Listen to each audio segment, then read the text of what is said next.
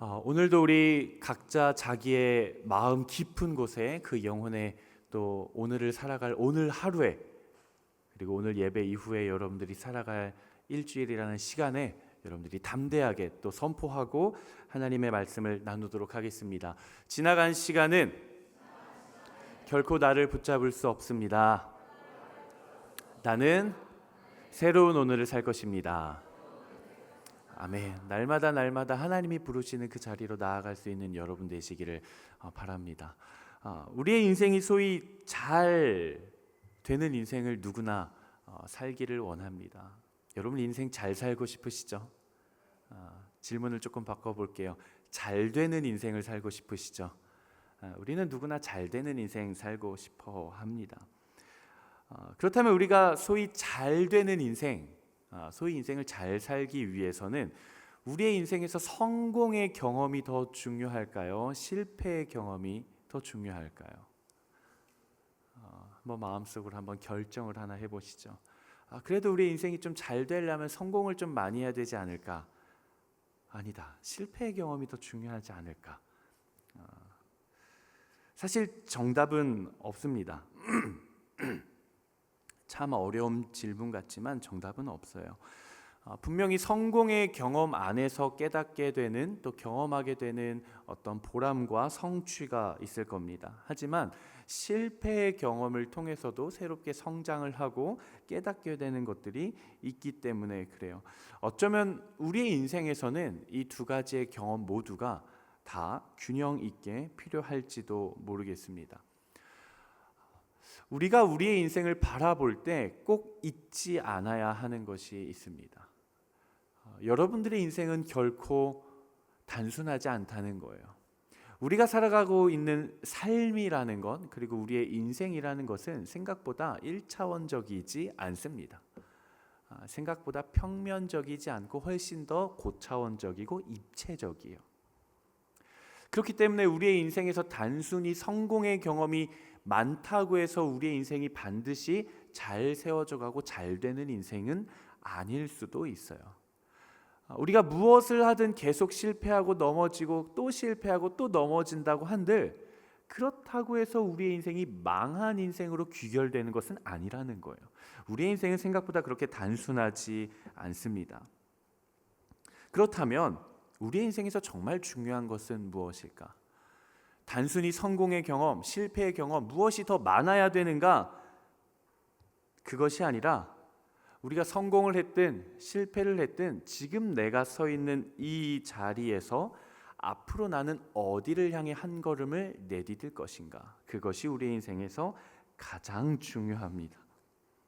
성공을 했든 실패를 했든 그 경험 이후에 따라오는 우리의 믿음과 우리의 결단의 그 걸음의 방향이 훨씬 더 중요하다라는 거예요. 우리의 신앙도 마찬가지입니다. 우리의 믿음도 마찬가지예요. 여러분 모두 은혜 받기를 사모하시죠? 우리는 은혜를 사모해야 합니다. 하나님은 사모하는 자에게 부어주시고 기대하는 자에게 부어주시고 문을 두드리는 자에게 문을 열어주세요. 그렇기 때문에 우리는 하나님께서 우리에게 말씀해 주시고 회복해 주시는 그 은혜를 사모해야 합니다. 이거는 분명한 진리예요. 그런데 중요한 것은 은혜를 받았냐 못 받았냐는 생각보다 그렇게 중요하지 않을 수도 있다는 거예요. 물론 은혜 받는 것이 중요하기는 하지만 더 중요한 것은 그 다음이죠. 내가 은혜를 받았으면 내가 받은 은혜를 가지고 나는 그 다음에 한 걸음을 어디를 향해 내디딜 것인가? 내가 만약 어떤 예배나 어떤 귀한 자리에서 은혜를 받지 못했던 것처럼 느껴진다면 그냥 거기에 멈춰 서버릴 것인가? 아니면 나는 더 갈급함과 사모함을 가지고 어디론가 믿음의 걸음을 한 걸음 내디딜 것인가? 이게 더 중요한 거예요. 어떤 A라는 사람이 하나님의 은혜를 너무 많이 받아서 여기에 그냥 만족하고 세상 가운데 마음대로 살아가요. 근데 어떤 사람은 예배의 자리에서 하나님으로부터 은혜를 받지 못했어요. 뭔가 감동이 없었어요. 회복이 없었어요. 근데 이 사람은 여기에서 실망하지 않고 하나님의 은혜를 사모하고 갈망하면서 예배의 자리, 기도의 자리, 말씀의 자리를 끝없이 세워가기 시작했어요. 그 마지막 때에 하나님은 어떤 인생을 사용하시겠습니까? 우리 공동체가 지난주 아울리치 해단식을 통해서 이제 사역적인 아울리치를 모두 마무리했습니다. 이 많은 인원들 중에 약 200명 가까이 되는 우리 지체들이 또 민족과 열방으로 사역적으로 아울리치를 다녀왔어요. 참 많은 은혜의 간증들을 제가 많이 들었습니다. 우리 지체들을 통해서. 그런데 때로는 그런 이야기도 들어요. 이번 아울리치가 너무 쉽지 않았습니다. 너무 사역 일정이 너무 빡셌어요. 너무 하드했어요. 너무 힘들었어요. 이런 이야기도 들었고요. 또 누군가는 관계적인 어려움으로 인해 마음이 너무 힘들었습니다. 또 누군가는 체력적인 한계에 제가 이렇게 연약한 줄 몰랐어요. 체력적인 한계에 부딪힌 사람들도 있었고 또 처음 경험하는 국가에 대한 낯섦 등등 다양한 경험들, 다양한 이야기들을 제가 들었습니다. 중요한 것은 우리가 아울리치를 통해 어떤 은혜를 받았고 뭐가 힘들었냐는 생각보다 그렇게 중요하지 않을 수는 있어요. 물론 중요하지만 그것이 우리의 인생을 통째로 송두리째 바꾸고 좌지우지하지는 않는다는 거예요. 중요한 것은 내가 아울리치를 통해 받은 은혜와 경험이 있으면 나는 이제 앞으로의 시간을 어딜 향해 걸어가기로 결단할까?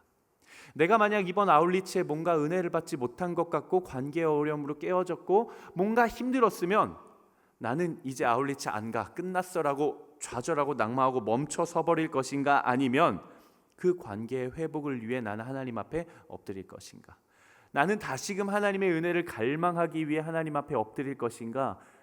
그 이유가 우리의 인생 가운데 훨씬 더 중요하다라는 것입니다. 여러분 꼭 기억하십시오. 여러분들의 신앙과 여러분들의 믿음의 걸음이 소위 성공과 실패를 결정짓는 것은 내가 어느 여정을 걸어와서 내가 지금 여기 서 있느냐가 아니라 지금 내가 서 있는 자리에서 나는 어디를 향해 나아가기로 결단하는가, 그것이 여러분들의 인생의 성공과 실패를 결정지을 줄로 믿습니다.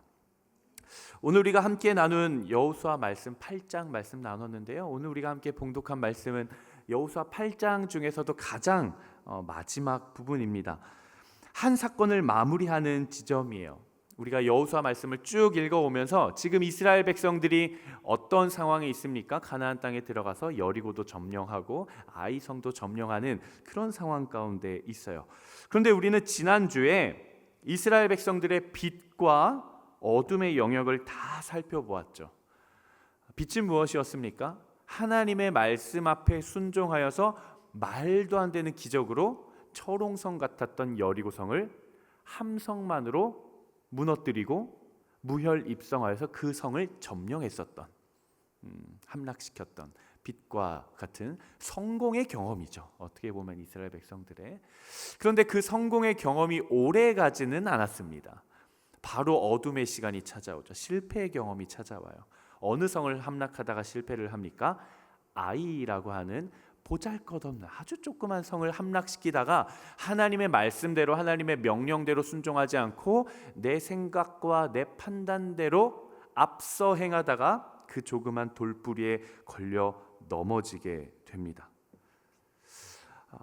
그리고 오늘 본문의 이야기는 그렇게 실패를 경험한 이스라엘 백성들이 하나님 앞에 회개하고 다시금 하나님께서 말씀하신 대로 순종하여서 마침내 아이성을 함락시킨 그런 상황입니다.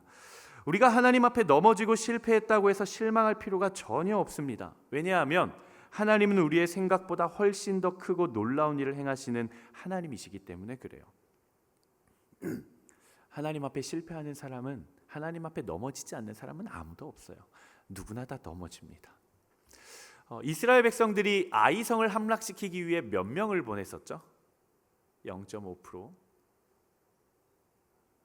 그렇죠. 3,000명을 보냈어요. 3,000명을 보냈다가 실패를 경험을 하죠. 그래서 이스라엘 백성들이 하나님 앞에 회개를 합니다. 돌이킵니다. 그래서 하나님께서 이스라엘 백성들에게 다시금 말씀을 하세요. 아이성을 이렇게 내가 말한 대로 명령한 대로 함락시켜 봐라 라고 이야기를 해요. 그 방법이 진짜 재밌어요. 어떻게 하냐면 너희 중에 싸울 수 있는 군사 딱 10배 3만 명을 준비해라. 그리고 그 중에 일부는 매복조와 유인조로 나눠라. 그래서 매복조는 밤에 성 뒤에 가서 조용히 숲을 속에 이렇게 매복해 있다가 유인조, 너네가 조금 쳐들어갔었잖아. 그러니까 그 정도 되는 인원 가지고 쳐들어가는 척하다가 너희가 실패했던 것처럼 마치 또 실패하는 것처럼 그렇게 도망을 가거라. 유인조죠. 그렇게 도망을 가면 아이성 사람들이 너희를 쫓아 나올 것이다. 그때 너희는 매복해 있었던 사람들이 쳐들어가서 성을 함락시켜라 라고 이야기를 합니다. 한번 생각을 해보세요. 아이성의 입장에서 한번 생각을 해봅시다. 얼마 전에 며칠 전에 쳐들어왔던 이스라엘 백성들이 오합지졸처럼 도망갔어요. 우리가 승리를 경험을 했어요. 근데 며칠 있다가 또 몇 안 되는 인원 가지고 쳐들어오다가 겁을 먹고 도망을 가는 거예요. 그러니까 아이성 사람들 입장에서는 성공의 경험이 있기 때문에 마치 이스라엘 백성들처럼 어라? 저 녀석들 또 도망가네? 우리 다 쫓아가가지고 저들을 멸절시키자 이러고 쫓아간 것이죠. 중요한 것은 바로 이 전투에서 중요한 것은 하나님께서 이스라엘 백성들의 실패와 불순종의 그 경험을 갖다 버리시지 않는다는 거예요. 이스라엘 백성들이 하나님 앞에 불순종하고 실패했던 그 경험을 하나님은 사용하신다는 겁니다. 그 경험을 사용하셔서 더 나은 선으로 이끌고 가셨다라는 사실이에요. 하나님께서는 이스라엘 백성들에게 아이성을 함락시킬 때 친구들아 너희가 여리고 함락시킬 때 어떻게 함락시켰어? 뺑뺑 돌고 나팔 불고 소리 질러서 함락시켰잖아. 그 경험을 사용해서 아이성도 똑같이 함락시켜라 라고 말씀하시지 않으셨어요. 그들이 실패했던 그 모양 그대로 한 번 더 쳐들어가다가 도망쳐 나와 라고 이야기를 하시는 것입니다. 그들이 회개하고 돌아와 하나님 앞에 엎드렸을 때, 그리고 하나님께 모든 것을 맡기고 다시 하나님과 동행하기 시작할 때 하나님께서는 그들의 실패의 경험을 사용하셔서 더 극적인 승리로 이끌고 가신다라는 사실입니다. 우리의 인생도 마찬가지예요. 여러분들의 인생도 마찬가지예요. 내가 무엇을 성공했는가, 내가 무엇을 실패했는가, 그 자체는 생각보다 중요하지 않을 수도 있어요. 무조건 중요하지 않다고 하면 또 이제 마음이 어려울 수 있으니까 생각보다 내가 성공했냐 실패했냐라는 그 사실 자체는 내가 생각하는 것보다 실제로 우리의 삶에 그렇게 크게 중요하지 않을 수도 있어요. 우리는 생각을 합니다. 실패는 부정적인 것, 웬만하면 경험하고 싶지 않은 것, 하지만 성공은 달달하고 맛보고 싶은 것. 그래서 우리는 늘 성공만을 향해서 달려갑니다. 그런데 우리의 인생이 성공만을 향해 달려간다고 한들 우리의 인생이 늘 성공하기만 하던가요? 우리의 인생이 그렇게 뜻대로 잘 되지 않습니다. 만약 우리가 마음먹은 대로 뜻한 바대로 모든 사람들이 모든 상황 속에서 성공하기만 한다면 누가 1등을 하고 누가 2등을 하고 누가 3등을 하고 누가 꼴등을 하겠어요?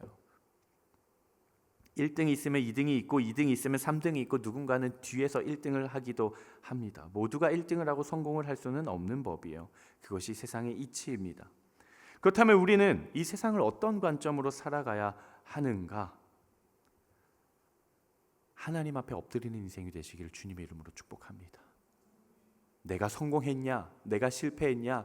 내가 성공했으면 만족하고 실패했으면 낙담하고 그런 1차원적인 인생이 아니라 내 삶을 다스리시고 주장하시고 주관하시고 이끌고 계시는 하나님 앞에 날마다 엎드림으로써 하나님 앞에 내어드림으로써 하나님 기준에 성공하는 인생을 살아갈 수 있는 여러분 되시기를 주님의 이름으로 축복합니다. 어쩌면 애초에 우리가 생각하고 있는 그 성공이라는 그 패러다임과 그 성공이라는 기준과 그 프레임이 어쩌면 성공이 아닐 수도 있어요. 우리는 영적인 존재고 우리는 하나님 나라의 백성이고 우리는 하나님의 자녀들인데 우리는 늘 생각하죠. 세상이 만들어 놓은 세상이 규정해 놓은 그 성공이라는 프레임을 가지고 하나님 나라의 백성인데 우리는 그것에 옷을 입히려고 하는 거예요. 그리고 하나님 나라의 거룩한 백성인데 세상 나라의 방법에 성공을 하지 못했다. 그래서 우리는 울고 불고 그 자리에 좌절하기도 합니다.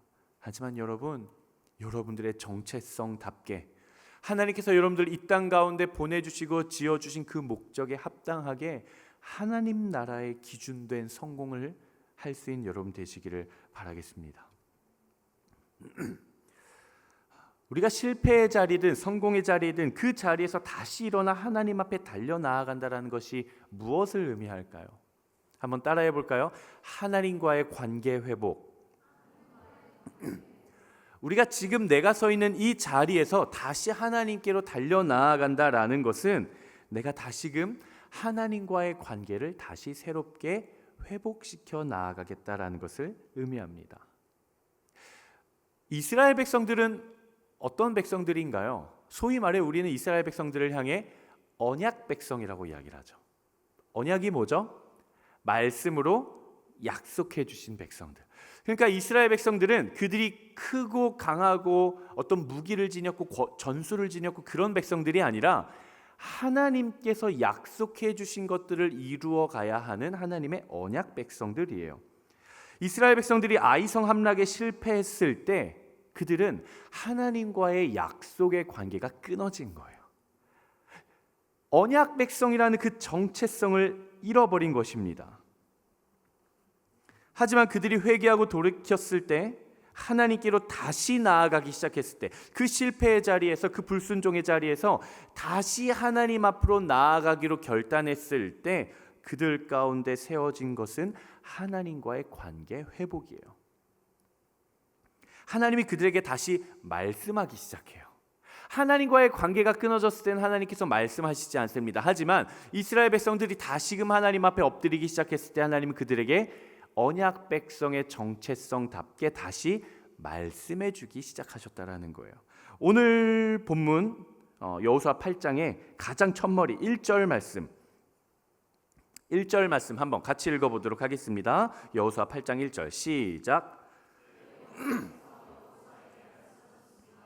두려워하지 마라, 낙심하지도 마라. 모든 군사들을 이끌고 일어나 아이로 올라가거라. 보아라, 내가 아이 왕과 아이 백성과 성과 땅을 다. 하나님께서 그들에게 다시 약속해 주시죠. 말씀으로 약속해 주시죠. 근데 말씀해 주신 때가 언제예요? 8장 1절의 첫 단어가 무엇입니까? 8장 1절의 첫 단어,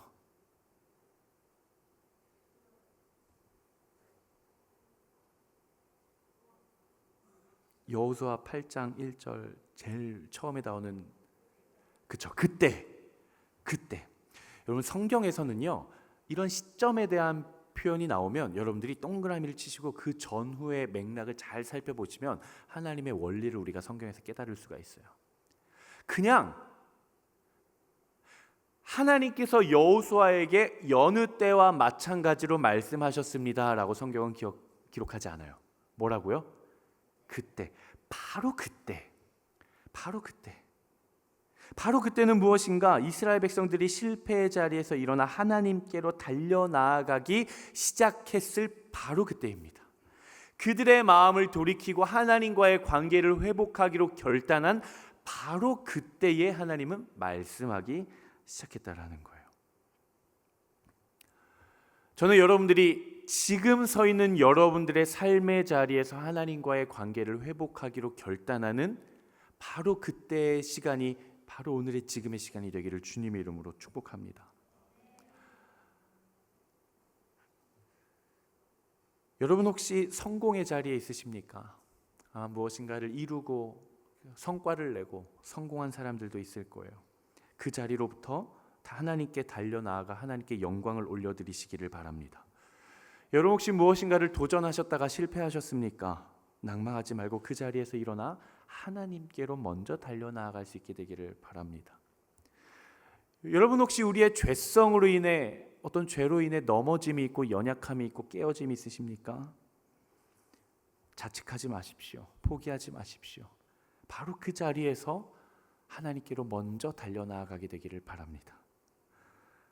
여러분의 신앙이, 여러분들의 믿음이, 여러분들의 열정이 하나님과의 관계가 멀어지고 식어지고 깨어졌습니까? 바로 그 자리에서 일어나 하나님의 사랑을 먼저 회복하기로 결단하게 되기를 바랍니다. 내가 의도하진 않았지만 여러분들의 인생 가운데 어떤 고난이나 어떤 시련이나 어떤 역경의 상황, 그 상황을 지나가고 계십니까? 해결이 되었으면 좋겠는데, 빨리 해결이 되었으면 좋겠는데 이 어두움의 터널이 끝나지 않는 것처럼 느껴져서 낙담이 되시는 분들이 계십니까? 여러분들이 서 있는 바로 그 자리에서 바로 지금 하나님께 나아가 엎드리게 되기를 바랍니다. 청년의 때에 가장 힘들게 하는 것이 관계거든요. 청년의 때에 우리의 마음을 제일 힘들게 하는 게 관계예요. 여러분 혹시 가족과의 관계, 혹은 형제와의 관계, 혹은 나 자신과의 관계, 혹은 공동체 안에 어떤 지체와의 관계 가운데 깨어짐으로 인해 마음이 어렵고 여러분들의 마음이 낭망이 되신 분들이 계십니까? 누군가를 판단하거나 비난하지 말고 바로 그 자리에서 하나님 앞에 먼저 나아갈 수 있는 여러분 되시기를 바랍니다. 여러분들이 서 있는 바로 그 자리에서 하나님께 나아가기로 시작한 바로 그때 하나님께서 여러분들에게 말씀하실 거예요. 나는 관심도 없고, 나는 세상의 것들로 가득 차 있고, 나는 하나님의 말씀에는 관심도 없는 채 그저 그렇게 살아갈 때는 하나님 말씀하시지 않아요. 다만 어디에 있든 여러분들이 하나님을 선택하기로 결단했을 바로 그때 하나님은 여러분들에게 찾아 말씀해 주실 줄로 믿습니다. 우리가 꼭 기억해야 되는 것이 있어요. 우리의 인생에서 가장 중요한 것은 하나님과의 관계예요. 대부분의 많은 청년들이 넘어집니다. 이렇게 제가 신방을 많이 해요. 청년들과 많이 만나서 교제를 하는데, 청년들의 삶의 이야기를 들어보면 저한테 이제 신방 요청을 해서 이제 만나서 이야기를 해보면 이런 청년들은 많이 없어요. 목사님, 저의 삶의 상황과 상관없이 제가 하나님과의 관계가 멀어진 것 같아서 고민이에요. 어떻게 하면 하나님과의 관계를 회복하고 가까이 할 수 있을지가 고민이에요. 이걸 위해 기도해 주십시오라고 찾아오는 청년들은 한 100명 중에 한두 명? 대부분의 청년들, 한 98명에서 99명의 청년들은 저한테 찾아올 때 거의 10중 8구 삶의 상황이 힘들어서 찾아와요. 삶의 상황이 너무 안 좋아서 찾아와요. 무엇인가 문제가 있어서 찾아와요. 근데 여러분 기억하십시오. 여러분들의 삶을 향한 하나님의 관심은 어디에 있을까요? 우리가 믿음의 길을 걸어갈 때, 여러분 되게 중요한 내용입니다. 우리가 믿음을 가지고 신앙을 가지고 이 믿음의 길을 걸어갈 때 제일 우리의 마음을 요동치게 하는 것은 상황이에요. 그래서 우리는 이 상황이 하나님 앞에 해결될 수 있도록 해달라고 기도하죠. 하나님, 제 건강이 회복되게 해주십시오. 하나님, 취업하게 해주십시오. 하나님, 좋은 사람 만나게 해주십시오. 하나님, 좋은 학교 가게 해주십시오. 잘 졸업하게 해주십시오. 하나님, 제가 공부하고 있는 것 자격증 잘 따게 해주십시오. 우리는 무엇인가 우리의 삶의 상황 가운데 어려움에 처했을 때 그것이 해결되기를 하나님 앞에 엎드려 기도합니다. 그리고 우리가 그렇게 기도하는 나의 모습을 보면서 우리는 그렇게 이야기를 해요. 내가 제법 썩 믿음의 길, 신앙의 길을 잘 가고 있구나. 이렇게 생각해요. 이거는 철저하게 나 중심적인 신앙입니다. 나 중심적인 믿음이에요. 이 믿음이 무엇입니까? 이 신앙이 무엇입니까? 무엇을 믿습니까? 무엇을 믿고 기도하십니까? 그 목적의 대상이 무엇입니까? 여러분들의 신앙과 여러분들의 믿음의 대상이 무엇입니까? 우리가 믿고 의지하며 기도할 때 무엇을 믿어요? 정말 하나님을 믿고 기도합니까? 아니면 막연하게 나의 어려움의 상황들이 잘 되었으면 좋겠다라는 소망을 믿는 것입니까? 우리의 기도의 방향이 제대로 가야 돼요. 우리의 기도의 방향이, 나의 기도의 방향이 하나님께서 명령하시고 하나님께서 말씀하시고 하나님께서 원하시고 하나님께서 부르시는 방향과 일치하기 시작하는 바로 그때 하나님의 역사가 나타나는 거예요. 하나님께서 우리에게 원하시는 게 있어요. 하나님께서 우리에게 명령하시는 게 있어요. 여러분들을 향해 하나님이 가지고 계신 관심사가 있어요. 근데 그 관심사가 대부분의 상황에서 우리의 관심사와 달라요. 우리의 관심사는 늘 상황입니다. 우리의 관심사는 늘 상황이에요. 그런데 하나님의 관심사는 어디에 있을까요? 따라합시다. 나와의 관계. 여러분, 하나님의 관점으로 기도하셔야 됩니다. 지금 내가 처해 있는 내 상황에서 나의 관점으로, 나의 시선으로 기도해서는 안 돼요. 하나님의 관점으로 기도하셔야 돼요. 지금 우리가 처해 있는 모든 상황, 말씀 하나로 역전시킬 수 있는 분이 누구십니까? 하나님이세요. 이 모든 상황을 회복시키시고 성공시키시고 모든 것을 세워가실 수 있는 분이 누구십니까? 하나님이에요.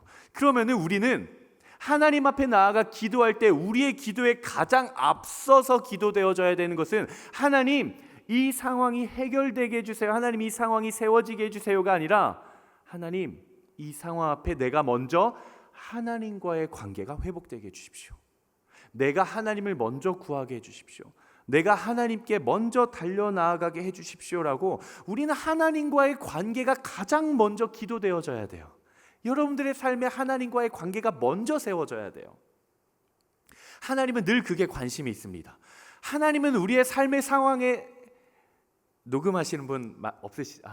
이게 라이브구나. 유튜브 라이브네요. 네. 잘 분별해서 들으세요. 우리가 생각하는 것만큼 하나님은 우리의 삶의 상황에 그렇게 관심이 있지 않을 수도 있어요. 여러분, 잘 필터링해서 들으세요. 여러분한테 관심이 없다는 게 아니에요. 여러분들의 삶이 어떻게 되든, 여러분들의 인생이 어떻게 되든 그건 관심도 없다는 게 아니에요. 하나님 늘 관심이 있어요. 늘 바라봐요. 근데 하나님의 관심은 그게 해결되는 데에 관심이 있지 않다는 거예요. 하나님의 관심은 누구한테 있어요? 나한테 있어요. 나라는 존재에 있어요. 나와 하나님과의 관계가 있어요.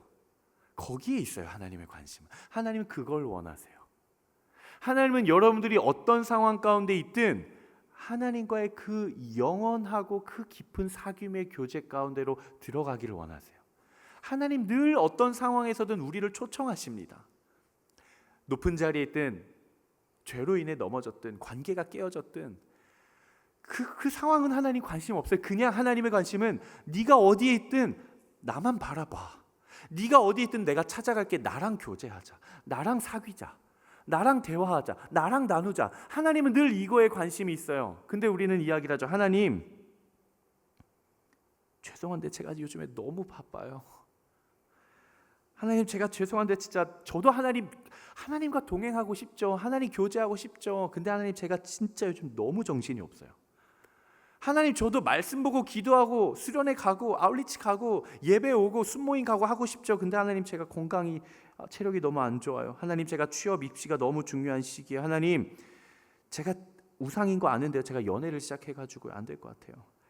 하나님, 저희 부모님 건강이 너무 안 좋으셔서 거기에 더 집중해야 될 것 같아요. 하나님, 제가 재정적으로 지금 너무 힘들어서 저 알바해야 돼요. 하나님, 제 삶에 찾아온 고난이 지금 너무 힘들어서 제가 하나님을 붙잡을 힘조차 없어요. 죄송해요. 하나님은 끊임없이 우리의 삶의 상황이 아닌 나와 교제하자라고 끊임없이 초대하시는데, 하나님은 관계를 다시 세워가자 다시 말씀하시는데 우리는 갖가지 핑계를 찾느라 너무 바쁜 인생을 살아갑니다. 여러분, 꼭 기억하십시오. 우리의 인생에서 중요한 것은 내가 성공했냐 실패했느냐도 아니에요. 내가 지금 넘어졌냐 잘하고 있느냐도 아니에요. 하나님과의 관계입니다. 성경은 철저하게 하나님과의 관계에 대해서 이야기를 해요. 성경은 창세기부터 계시록까지 모든 말씀에서 동일하게 말씀하시는 것은 하나님과의 사귐의 관계예요. 여러분, 기억하십시오. 하나님과의 관계가 먼저 세워져 있으면 상황이 우리에게 영향을 미치지를 못해요. 하나님과의 관계가 여러분들 안에 제대로 세워져 있으면 그 어떤 상황도 여러분들을 감정적으로, 생각적으로, 존재적으로 무너뜨리지 못합니다. 하나님과의 관계가 먼저 세워져 있으면 그 어떤 상황도 내가 다스려가게 되어 있어요. 상황이 여러분들을 다스리게 내버려 두지 마십시오. 상황이 여러분들의 믿음과 결단과 신앙을, 그 삶을 좌지우지하게 내버려 두지 마십시오. 여러분들이 그 상황을 다스려 가십시오. 상황이 하나님과의 관계에 영향을 미치지 못하도록 하십시오. 도리어 하나님과의 새로워진 그 거룩하고 튼튼한 관계가 여러분들의 모든 인생의 상황 가운데 영향이 미치게 되기를, 하나님과의 관계가 여러분들의 상황을 다스려 가게 되기를 주님의 이름으로 축복합니다. 우리는 하나님과의 관계를 다시 세워가야 돼요. 하나님과의 관계를 회복하고 하나님의 말씀에, 하나님의 그 명령에 순종하며 나아간 이스라엘 백성들이 실패의 자리를 디딤돌 삼아 새로운 승리를 경험한 바로 그때 하나님과의 새로운 관계를 위해 가장 먼저 그들이 한 일이 있습니다. 그것은 바로 예배를 세워가는 일이었어요.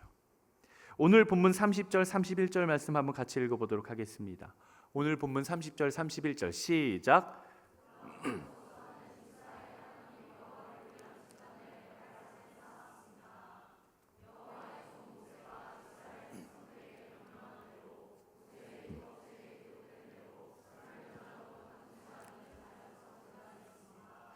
그들이 제단 위에 여호와께 번제를 올렸으며 이어서 화목제를.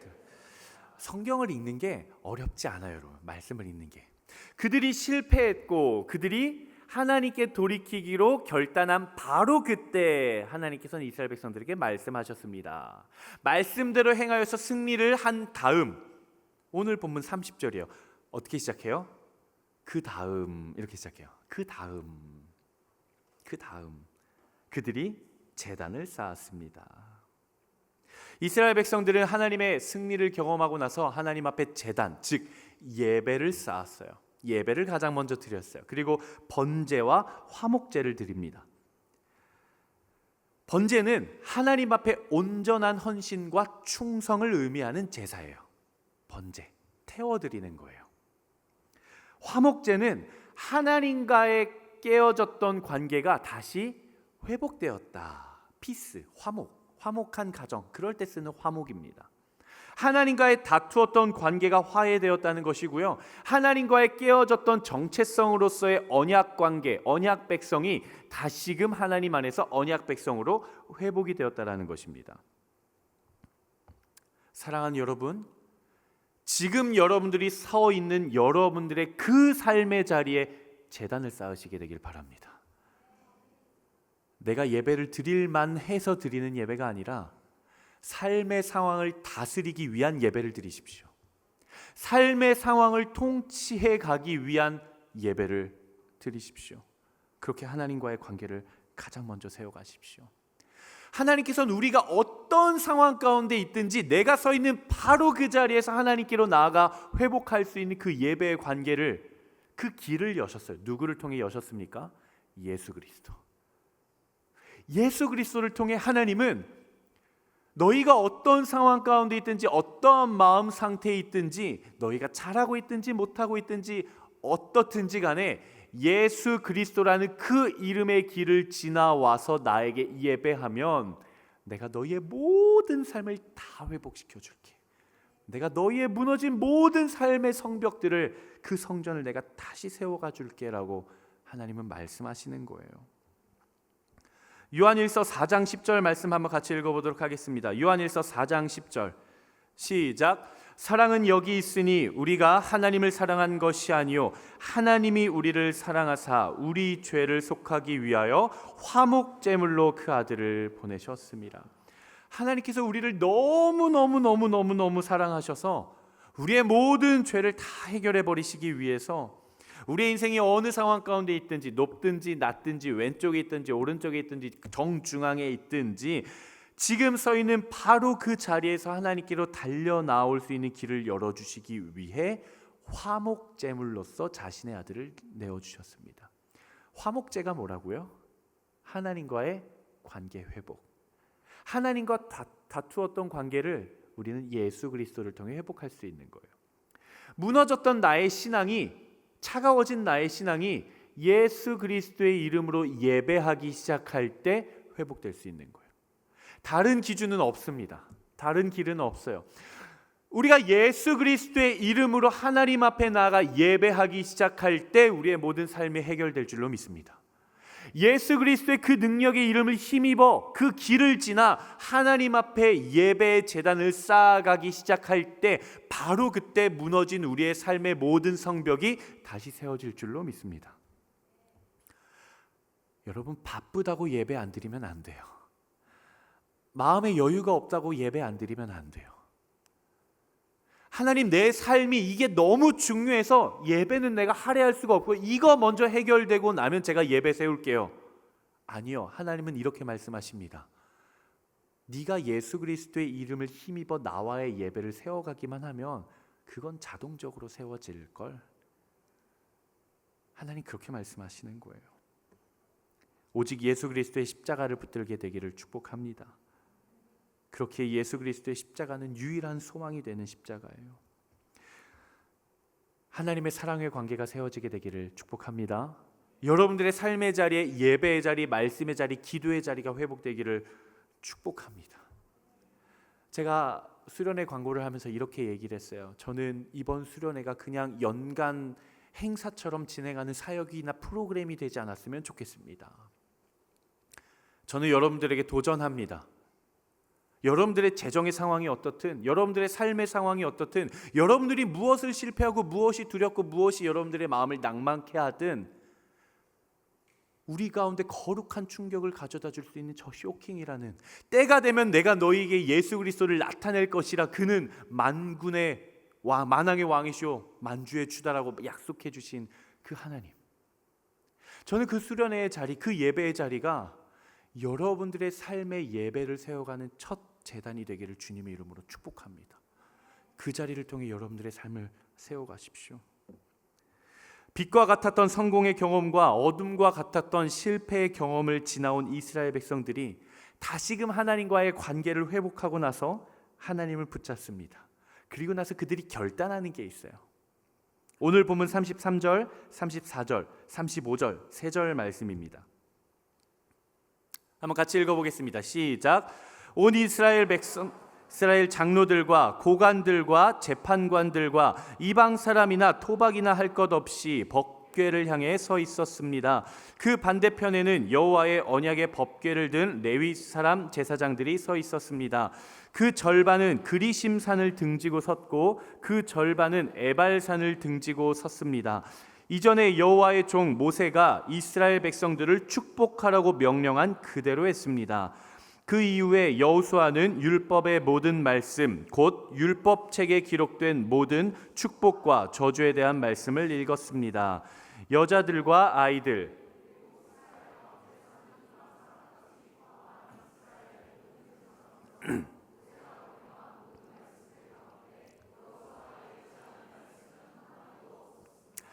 성공도 경험했고 실패도 경험했고 다시금 하나님 앞에 돌이켰을 때 하나님께서 약속해 주시고 승리케 하시는 것을 경험한 이스라엘 백성들이 가장 먼저 예배를 드려 하나님 앞에 영광을 드리고 나서 그들의 삶에 결단하는 것이 있습니다.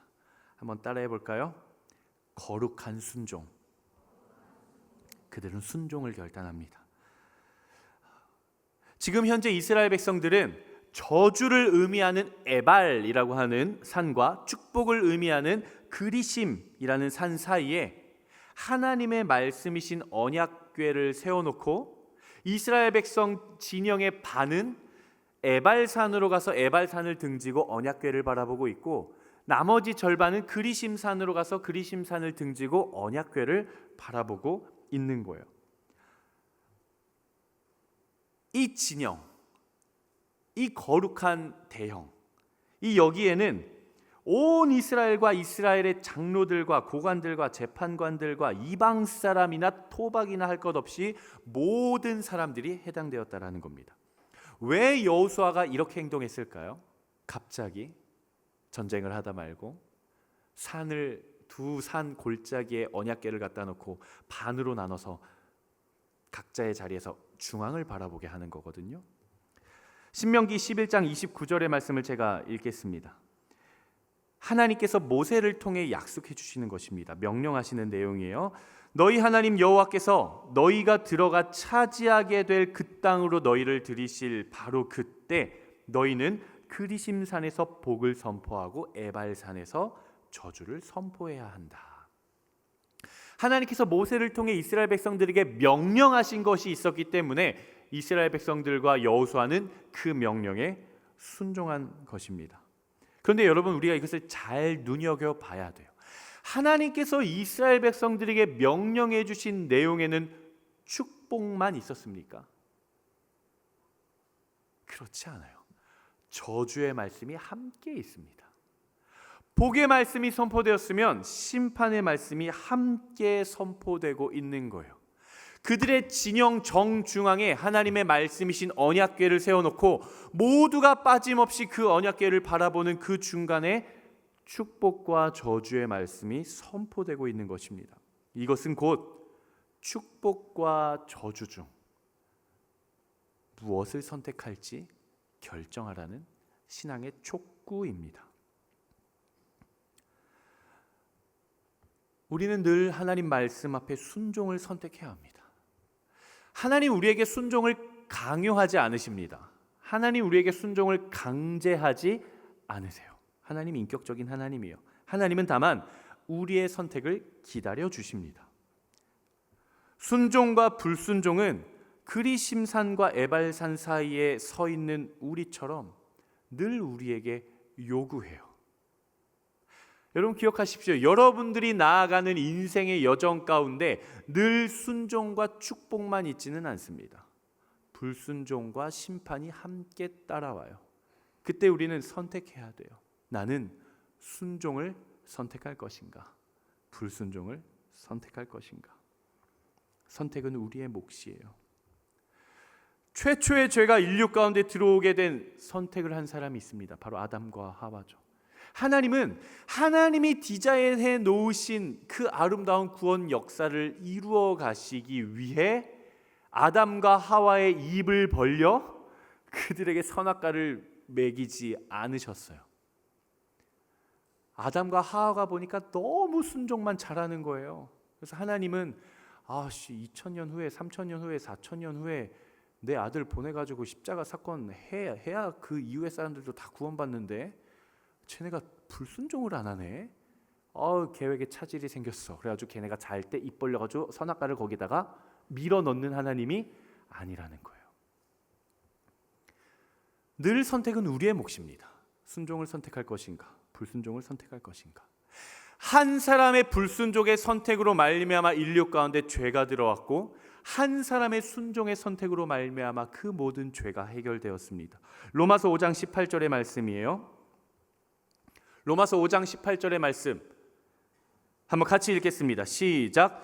그러므로 한 사람의 범죄로 인해 모든 사람이 정죄에 이른 것처럼 한 분의 의로운 행동으로 인해 모든 사람이 의롭다는 인정을 받아 생명에 이르렀습니다. 한 사람의 불순종으로 말미암아 모든 사람이 정죄에 이르렀습니다. 하지만 또 다른 한 사람의 순종으로 말미암아 모든 사람이 의롭다는 인정을 받아 생명에 이르렀습니다. 사랑하는 여러분, 여러분 앞에 놓여 있는 선택의 갈림길에 있는 모든 순간 하나님을 선택할 수 있게 되기를 바랍니다. 여러분 앞에 주어진 축복과 저주의 길에서 축복의 길을 선택하고 걸어갈 수 있게 되기를 바랍니다. 정죄함과 의로움의 길 중 빛의 자녀답게 의로움의 길로 걸어갈 수 있는 여러분 되시기를 바랍니다. 순종 참 어렵죠. 순종 참 어려워요. 저도 믿음을 가지고 생활을 하고 저도 목회의 길을 가면서 하나님의 일들을 감당하지만 이 순종이라는 게 제일 어려운 것 같아요. 여러분들의 아마 인생에서도 그럴 거라고 생각합니다. 신앙이라는 것에 있어서, 믿음이라는 것에 있어서 이 순종이 왜 이렇게 어려운지 모르겠어요. 제가 여러분들이 정말 하나님의 그 두려운 말씀 앞에서 날마다 순종할 수 있는 한 가지의 비결을 나누겠습니다. 한번 자막을 한번 같이 읽어볼까요? 한번 읽어보겠습니다. 시작. 우리가 순종할 수 있는 유일한 방법이에요. 순종, 그거 어떻게 해야 됩니까? 심플해요. 단순해요. 그냥 하나님이 말씀하신 그대로 하면 돼요. 내가 무엇인가 더 하려고 하지 않아도 괜찮아요. 오늘 여러분들이 이 예배 이후에 집에 가셔서 여호수아 8장 30절에서 35절까지의 말씀을 한번 디테일하게 아주 천천히 읽어보십시오. 반복되어져서 나오는 표현이 있어요. 여호수아가 어떻게 행동하였는가? 31절, 하나님께서 명령한 그대로 행동했습니다. 여호수아는 무엇인가를 기록할 때에도 내 생각을 넣지 않았어요. 그냥 모세에 기록된 그대로 기록을 했어요.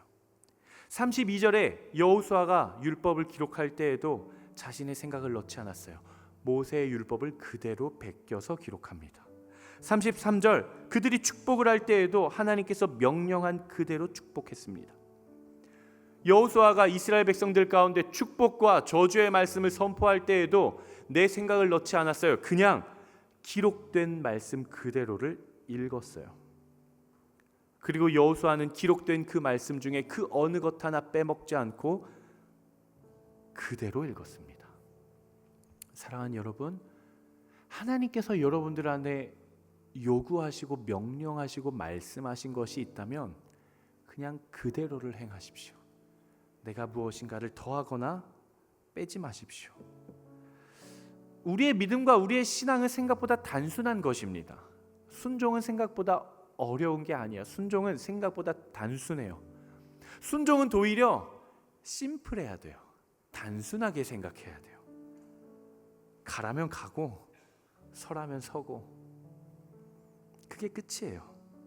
하나님의 부르심과 그 말씀에 내 생각과 판단이 끼어 들어가기 시작하는 그 순간, 바로 그 지점이 불순종의 시작의 영역이에요, 여러분.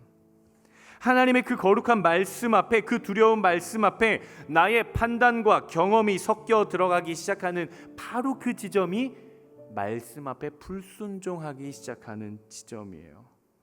하나님의 말씀과 하나님의 명령에 나의 생각과 판단을 더하지도 말고 빼지도 마십시오.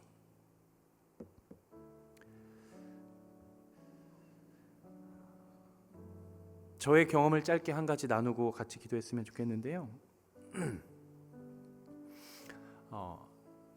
저의 청년의 때였어요. 한 26 때였던 것 같아요.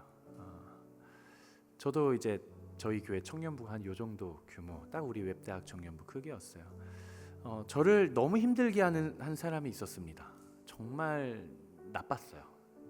악했어요. 저한테 하는 행동들이 너무 악했어요. 제가 너무 싫어했어요. 너무 미워했어요. 제가 정말 미워했어요. 저를 너무 힘들게 해가지고 맨날 울었거든요. 제가 그 눈물 없는 제가 맨날 울었어요. 하나님 앞에. 그렇게 수련회를 갔습니다. 첫째 날 저녁 집회였어요. 하나님 앞에 엎드려 기도하는데 하나님 그렇게 저에게 찾아서 말씀하시는 거예요. 한국아, 지금 그 형제 A라고 할게요. 지금 그 A한테 가서 너가 용서를 구하고 화해하렴, 이렇게 이야기를 하시는 거예요. 제가 하나님 앞에 뭐라고 말씀드렸을까요? 제가 그렇게 말씀드렸어요. 하나님, 눈치 좀 챙겨주세요. 하나님, 서로 찾아가서 안아주고 기도하는 건 둘째 날 마지막 집회 때 하는 거죠. 첫째 날 집회 때 그거 하면 나 부끄럽고 내일 또 봐야 되는데 하나님 지금 그거, 심지어 목사님이 기도 인도하시는 합심 기도의 내용도 그런 내용이 아니었어요. 하나님 눈치 챙기세요. 지금 그런 시간 아니에요. 하나님 눈치 챙겨요. 제가 그리고 그렇게 서원을 했어요. 하나님, 제가 하나님 말씀이니까 둘째 날 저녁, 내일 저녁 메인 집회 때 하나님 제가 기도할 때 동일한 마음 저한테 주십시오. 제가 그때 제가 찾아가서 용서 구하고 화해할게요. 그러고 기도했어요. 근데 그 이후에 하나님 응답이 없는 거예요. 내 기도를 들으셨구나. 그리고 이제 둘째 날을 소화하고 둘째 날 저녁이 됐습니다. 엎드려 기도했어요. 아니나 다를까 목사님이 여러분들 가운데 혹시 깨어진 관계가 있습니까? 지금 생각나게 하시는 그 사람을 향해 찾아가서 안아주고 기도하십시오. 하나님 응답하시는구나. 일어나가지고 찾는데 없는 거예요. 그 어두운 가운데 한 명 한 명 다 찾아다녔는데 없어요. 그래가지고 그 마지막 날 아침에 제가 이제 물어봤어요. 사람들한테 A가 없네요. 어제 저녁에 없던데요. 그랬더니 둘째 날 아침에 일정이 있어가지고 나갈 수밖에 없어가지고 수련회 장소를 떠났다는 거예요. 그리고 나서 그 친구와 화해 기회가 없었어요. 지금까지도 참 지금 이렇게 돌이켜 보면 많은 후회가 됩니다. 내가 왜 하나님 말씀하신 바로 그때가 마지막 기회였다는 것을 깨닫지 못했을까? 하나님 나에게 자유하고 평안할 수 있는, 복음을 경험할 수 있는 마지막 기회를 나에게 선물처럼 주셨는데 왜 그때 분위기가 아니라는 핑계로, 나 부끄럽다는 핑계로, 왜 내가 하나님의 그 섭리에 내 생각을 끼워 넣었을까? 지금도 후회가 됩니다. 사랑하는 여러분, 순종은 누가 잘하냐? 바보같이 단순한 사람이 순종을 잘해요. 머리 좋은 사람, 의지력이 강한 사람이 순종을 잘하는 게 아니에요. 단순한 사람이 순종을 잘합니다. 제가 자막을 하나 준비했는데요, 함께 선포해 보겠습니다. 시작. 자, 다시 한번 여러분들의 인생을 정말 송두리째 바꿔줄 수 있는 문장이라고 저는 생각해요. 평생의 여러분들의 인생에 있어서 여러분들이 무엇인가 선택을 마주하고 무엇인가 기로에 놓여 있을 때, 하나님의 부르심이 있고 하나님의 요청이 있는 바로 그 순간 내 마음에서 씨름이 되기 시작할 때 마법같이 주문을 외우세요. 다시 한번 선포해 보겠습니다. 시작. 생각은 단순하게, 순종은 심플하게. 아멘. 그렇게 하나님의 부르심과 말씀 앞에 단순한 바보처럼 심플하게 순종하며 나아갈 수 있는 여러분 되시기를 주님 이름으로 축복합니다. 이 시간 우리 같이 함께 찬양하고 하나님 앞에 기도했으면 좋겠는데요, 하나님, 우리가 그 하나님의 그 두려운 말씀 앞에 결단하고 순종하며 주와 동행하는 그런 인생 살게 하여 주시옵소서라고 고백하시는 분들 한번 자리에서 일어나 보겠습니다.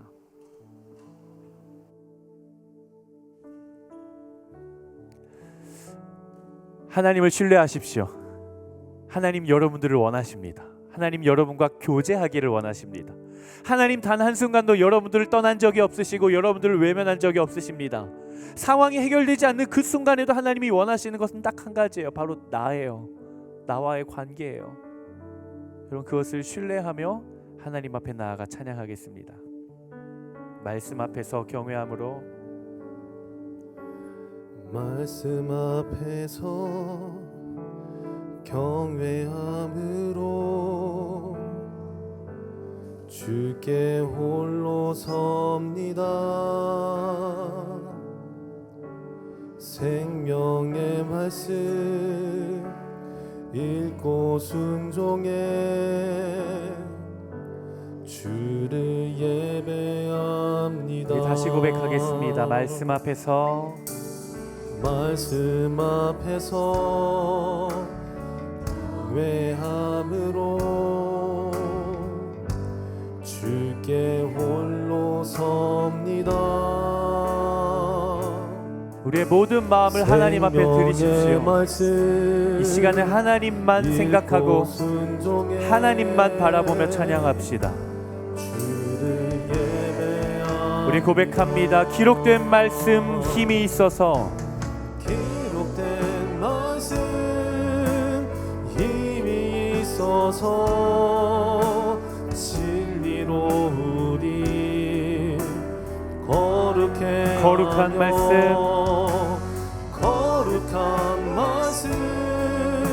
세세 영원히 복음이 되어 말씀하시네. 하나님 말씀에 두려워 떠는 자, 그 말씀에 생명을 거는 자, 한 사람 찾으시는 주님의 약속을 믿어. 하나님 말씀에 운명을 거는 자, 순종하며 주 따라가는 자, 영원한 하나님 나라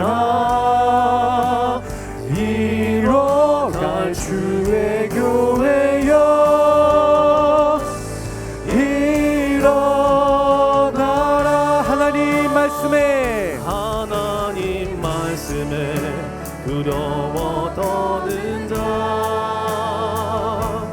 그 말씀에 생명을 거는 자, 나처럼 찾으시는 주님의 약속을 믿어. 하나님 말씀에 운명을 거는 자, 순종하며 주 따라가는 자, 영원한 하나님 나라 이뤄갈 주의 교회여, 일어나라. 주 말씀은 우리를 구원에 이르는 지혜이니,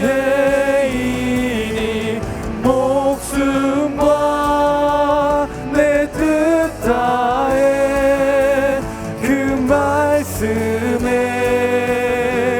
복종하라. 하나님 말씀에 운명을 거는 자, 그 말씀에 생명을 거는 자, 난 사랑 찾으시는 주님의 우리의 삶을 주님 손에 맡겨드리며 하나님 말씀에 운명을 거는 자, 하나님 말씀에 운명을 거는 자, 순종하며 주 따라가는 자,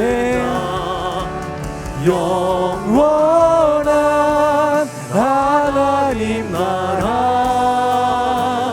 이뤄갈 주의 교회여,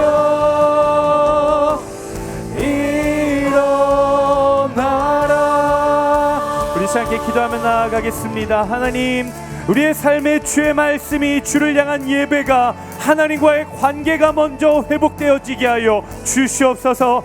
하나님, 우리에게 말씀하실 때 하나님 우리의 모든 생각과 판단을 내려놓고 담대하게 거룩하게 하나님 앞에 순종하며 나아가는 인생 되게 하여 주시옵소서. 이 시간 우리의 모든 것들 주 앞에 맡겨드리며 이 시간 주여 한번 외치며 기도합니다. 주여! 하나님, 이 시간 우리가 기도합니다. 하나님, 그 거룩한 부르심 앞에, 하나님 그 거룩한 말씀 앞에 하나님 순종하며 나아가는 인생 되게 하여 주시옵소서. 주여, 우리에게 말씀하여 주시옵소서. 하나님의 그 거룩하고 그 두렵고 떨림, 하나님 그 부르심 앞에 내가 순종합니다. 하나님, 우리 안에 순종의 열매가 맺어지게 하여 주시옵소서. 주여! 두려워 떠는 자, 그 말씀에 생명을 거는 자, 하나님, 우리의 삶에 하나님의 말씀이 회복되며 하나님의 예배가 회복되며 하나님과의 관계가 아버지 먼저 회복되는 하나님 그런 인생 되게 하여 주시옵소서. 주님 맡겨드립니다. 하나님 말씀에 아버지, 우리 인생을 드립니다. 하나님, 나에게 허락하여 주시옵소서. 주여, 우리에게 주의 말씀을 주시옵소서. 주의 열매를 주시옵소서. 하나님, 우리의 마음이 더 깊어져갈 수 있도록 하나님 역사하여 주시옵소서. 주님 일하여 주시옵소서. 하나님 일하여 주시옵소서. 주여 역사하여 주시옵소서.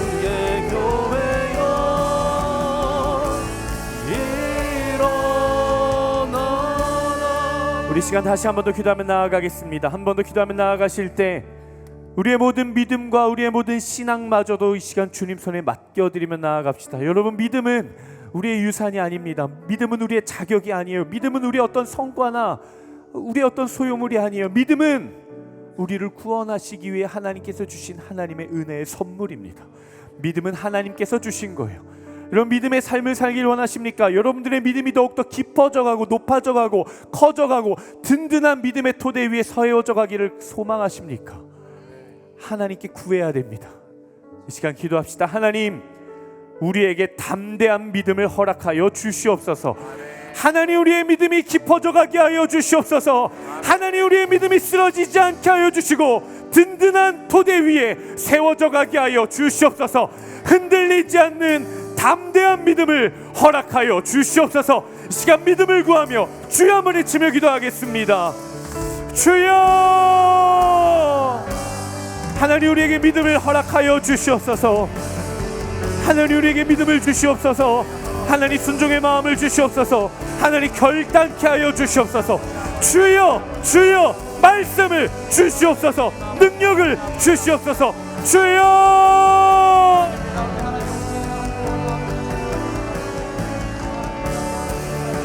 찬양하리 만군의 주 영원히 함께하시네. 존귀하신 사랑의 왕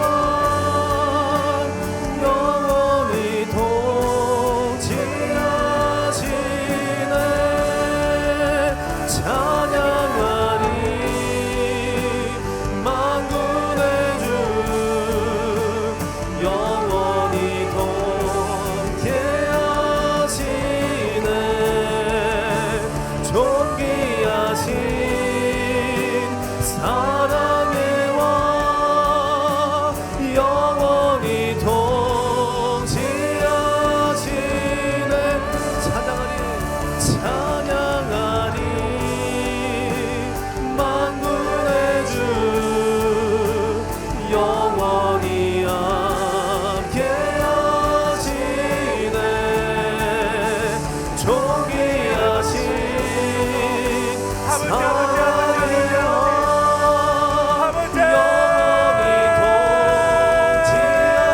통치하시네.